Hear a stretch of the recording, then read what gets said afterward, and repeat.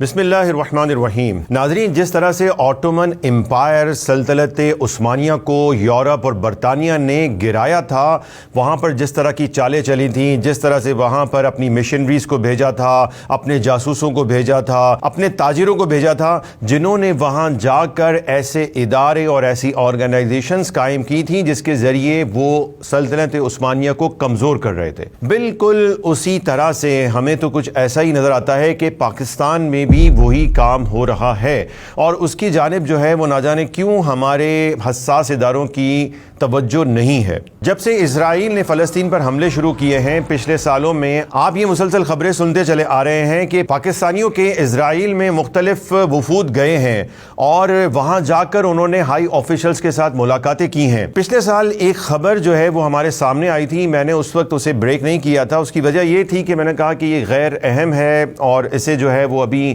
چلا کر جو ہے وہ شاید کوئی پینک کریٹ ہو سکتا ہے. لیکن ابھی یہ علینا علی کی جو پچھلے دنوں ایک خبر چلی کہ وہ ایک اور وفد لے کر دوبارہ گئی ہیں، اور یہ مسلسل یہ وفد جو ہے وہ جا رہے ہیں، تو پھر میں نے سوچا کہ چلیں ابھی ایک اور نیوز بھی جو آئی کہ امریکن جوئش کانگریس نے کہا کہ پاکستان نے اپنے بیانیے کو تبدیل کیا ہے اور ابراہیم اکارڈ کے مطابق کچھ وہ کرنے جا رہے ہیں. تو اب یہ خبر سچی ہے جھوٹی ہے یہ تو ہمارے ادارے اور ہماری حکومت ہی بتا سکتی ہے، لیکن یہ جو بات میں آپ کو بتا رہا ہوں یہ بالکل سچی ہے اور آپ یہ سن کر حیران اور پریشان ہو سکتے ہیں. ہم بار بار یہ بتاتے رہتے ہیں کہ بیرونی ممالک کی فنڈنگ کے اوپر پاکستان میں موجود ایسے بہت سارے کردار ہیں جو ان کے منصوبے اور ایجنڈے کو لے کر چل رہے ہیں. شاید کہ بہت سارے لوگ یہ سوچتے ہوں گے کہ یار یہ ایسی ہی باتیں ہیں. آئیے میں ذرا آپ کو ایک تصویر ان صاحب کی دکھاتا ہوں جنہیں آپ نہیں جانتے ہیں، اور پاکستان میں انہیں شاید عام لوگوں میں کوئی بھی نہیں جانتا ہوگا، لیکن ہمارا مقتدر حلقہ، ہمارے سفارتکار اور بیرونی ممالک کے جو سفارت خانے پاکستان میں ہیں، اس کے جو ایمبیسیڈرز ان کے ہوتے ہیں، وہ ضرور ان کو جانتے ہیں. جی ان کو امریکہ بھی بہت اچھے طریقے سے جانتا ہے. نہیں صرف جانتا نہیں ہے بلکہ ان کی خدمات کو مانتا بھی ہے. اور صرف امریکہ نہیں بلکہ اسرائیل انہیں بہت اچھی طرح جانتا ہے، اور اسرائیل کے ٹی وی چینلز پر ان کے انٹرویوز بھی چلے ہیں. اور صرف یہ بات نہیں بلکہ اسرائیل کے پریزیڈنٹ نے ان صاحب کے لیے باقاعدہ خصوصی ایک ویڈیو ریکارڈ کر یوٹیوب پر پبلش بھی کی ہے. Pierre Musada Shah, I would like to thank you personally. یہ ہیں امریکہ اور اسرائیل کے پسندیدہ صوفی پیر. نام ہے ان کا مدثر شاہ، سجادہ نشین ہے. اتفاق یہ ہے کہ ان صاحب کا تعلق بھی اسی مقام سے ہے جہاں سے اس فواد چودھری کا تعلق تھا جسے جہاد کے فتوے نے بڑا پریشان کر دیا تھا. جی ہاں، ان صاحب کا تعلق بھی اسی شہر سے ہے جہاں کا رہنے والا ایک انجینئر یوٹیوب کے اوپر اسرائیل کے آئرن ڈوم کو حافظ اللہ تعالی کہتا ہے، اور وہ یہ مطالبہ کرتا ہے کہ غزہ کے تمام لوگ غزہ چھوڑ کر دوسرے ممالک چلے جائیں. حضرت آئرن ڈوم سسٹم حافظ اللہ تعالیٰ کی برکت سے آپ کو نئی زندگی مبارک. یہ ہیں وہ پاکستانی پیر جن کے لباس کو آپ ذرا دیکھیں، پاپ سے اور جو ربیز ہوتے ہیں ان سے ملتا جلتا آپ کو نظر نہیں آتا. اصل میں یہ پیری کا اور سجادہ نشینی کا اور مذہبی اسکالر ہونے کا بہروپ اس لیے اختیار کیا جاتا ہے کیونکہ اس کی اہمیت ہے. بھائی دیکھیں، ہر چیز جو اصلی ہوتی ہے تو اس کی نقل بھی آئی جاتی ہے. ان صاحب کا بھی کام یہی ہے، اور یہ ایک صوفی کونسل، جعلی صوفی کونسل بنا کے اس کے چیئرمین بنے ہیں. جی ہاں، یہ وہی صوفی کونسل ہے جسے بنانے کے لیے امریکن ایئر فورس کے ادارے رینڈ کارپوریشن نے پرپوز کیا تھا. اور آپ کو شاید یاد ہوگا کہ پرویز مشرف کے دور میں یہ صوفی کونسل جو ہے وہ اس وقت بہت چل رہی تھی. تو جناب یہ ایک صاحب کون ہیں اور آخر کار اسرائیل کے پریزیڈنٹ نے ان کے ساتھ اتنا شفقت کا اظہار کیوں کیا ہے؟ انہوں نے ایک کتاب لکھی ہے اور اس کتاب کی تعارفی تقریب یروشلم سینٹر فار پبلک افیئرز میں 27 مارچ 2024 کو ہوئی. تقریب میں 2-2.5 درجن ہائی پروفائل افراد نے شرکت کی.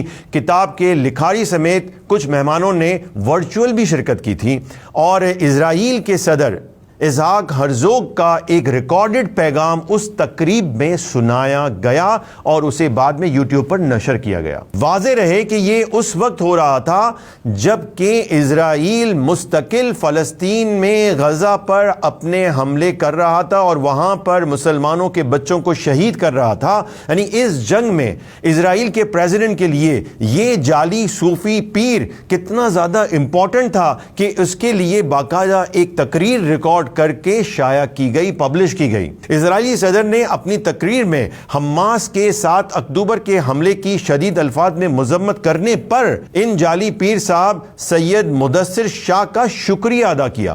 Pir Musaddar Shah, I would like to thank you personally for your strong condemnation of Hamas's barbaric and un-Islamic attack. Thank you. 2.5 minute کے اس ویڈیو پیغام میں 2 بار اسرائیلی صدر نے کہا کہ ہم پاکستان کے ساتھ ٹیکنالوجی، زراعت، ماحولیات اور دوسرے شعبوں میں تعاون کر سکتے ہیں۔ اب ذرا آگے دیکھیے کہ اس ہائی پروفائل تقریب میں کون کون شریک تھا۔ ریپبلکن امریکن صدر ڈونلڈ ٹرمپ اور بش جونیئر کے مڈل ایسٹ ایڈوائزر اس تقریب میں شریک ہوئے۔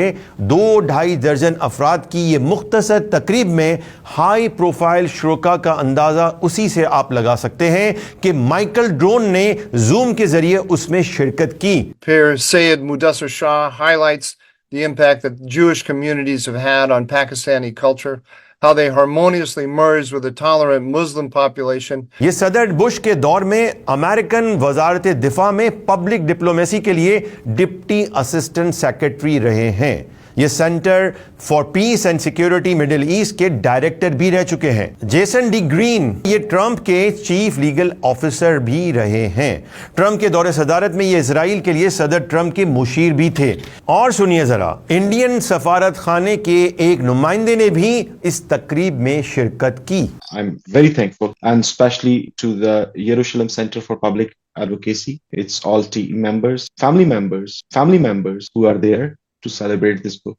And thank you. پیر مدثر شاہ کے سوشل میڈیا سے بھی اندازہ ہوتا ہے کہ پاکستان اور دنیا بھر میں بھی ان کے ہائی پروفائل تعلقات ہیں جن سے وہ مستفید ہوتے رہتے ہیں۔ اب آپ خود ہی اندازہ لگا سکتے ہیں کہ یہ شخص اسرائیل کے لیے، امریکہ کے لیے، بھارت کے لیے کتنا اہم ہے۔ یہ کون سی سروسز پاکستان میں انہیں فراہم کر رہا ہوگا۔ آپ نے یوٹیوب پر ہماری ویڈیوز امریکہ کے پسندیدہ مسلمان نہیں دیکھی تو لازمی ملاحظہ فرمائیں تاکہ آپ کو اندازہ ہو کہ پاکستان میں کس طرح سے بین الاقوامی ایجنسیاں کام کر رہی ہیں۔ ناظرین، جو صورتحال چل رہی ہے اس میں پاکستانیوں کے وفود کا مستقل اسرائیل کا وزٹ کرنا تقریباً 4 بار کی تو ہمیں رپورٹ ہوئی ہے۔